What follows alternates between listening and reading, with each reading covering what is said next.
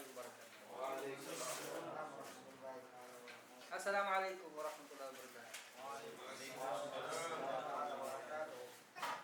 Alhamdulillah wa kafa wa salatu wa salamu ala rasulillah wa ala alihi wa sahbihi wa man tamassaka bi sunnatihi ila yaumiddin.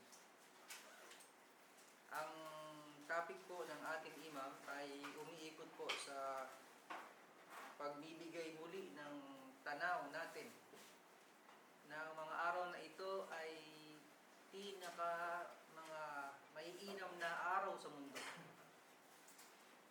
Yun. Kahit pa ikumpara mo sa araw ng Ramadan. Ayun gusto niyang sabihin. Kaya ang nagbigay siya ng mga talata at saka ng mga talata sa Quran at saka sa hadith ng Propeta sallallahu alaihi wasallam na nagpapatibay sa mga katunayan na ang araw na ito, mga araw na ito ay mga pinakamainam na mga araw sa mundo. Kahit ano pang ikumpara mo sa mga ibang mga araw. At sinasabi niya sa atin na ang paglipas ng umaga at gabi ay isa sa mga sign na binanggit niya. Alladhi ja'ala al-layla wan-nahara khilfatan liman arada ay yadhakkara aw arada shukura. Sino yung nais mag-alala? Kung sino man ang nais magpasalamat sa Allah. Ayun. Kaya ito yung pagkakataon na pupunan natin yung ating mga pagkukulang ng mga lumipas na mga panahon. Pupunin natin ang ating mga kakulangan dahil dumating sa atin ang minsang pagka wala sa ulira, pagkalimot, pagiging tamad sa mga tungkulin natin sa ating pananampalataya. Abdurrahim Gawel. Abdurrahim, mashallah, dyan ka pala.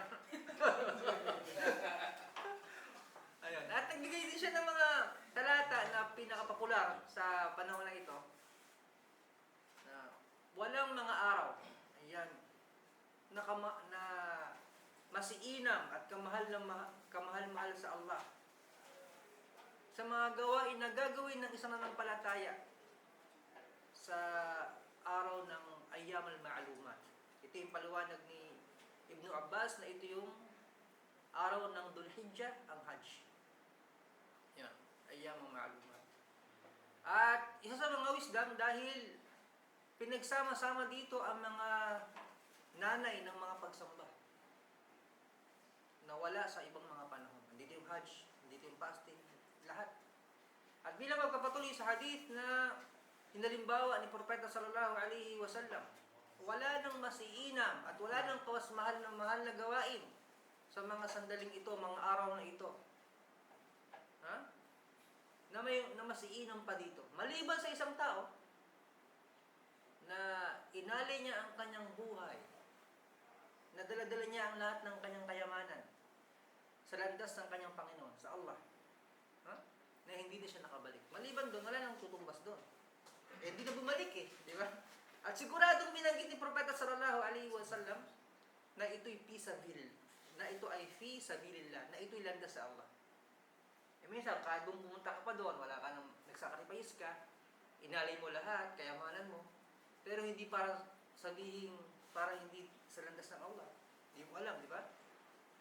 Hindi mo sigurado, di ba? Pero sinabi, ito ay sa landas ng Allah. Maliban doon, wala nang iinam.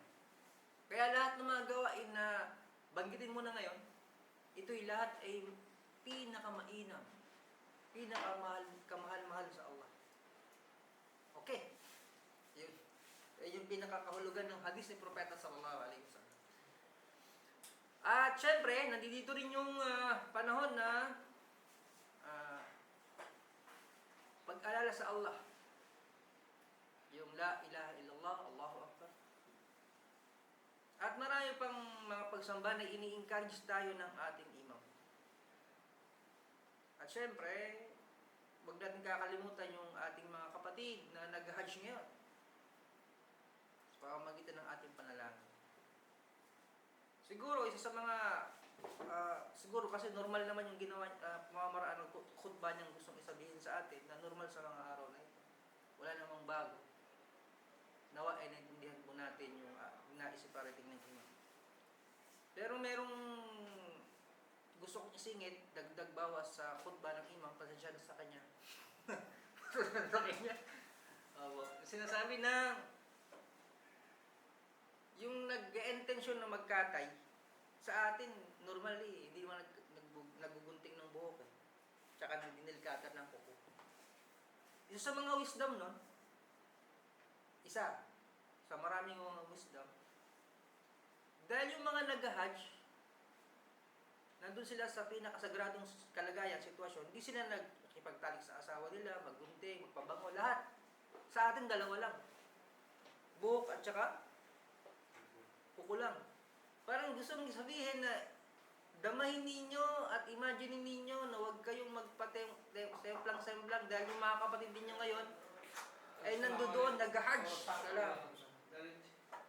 At damahin din ninyo yung kanilang mga ginagawa. Get ninyo? Kumbaga, nandito tayo, damahin din natin na tayo ay nandun sa sitwasyong ihram. Nasa sensitibo tayong panahon na dapat tayong umiwas sa mga partikular na mga gawain. Pero sinabi sa atin, kung sino man mag-intensyon na magkatay, sa panawagan pa ni Abraham alayhi salam, bilang pag-alala sa Panginoong Allah, huwag din kayong maggunting ng magdilkater at maggunting ng kuko. Ay, maggunting ng buhok.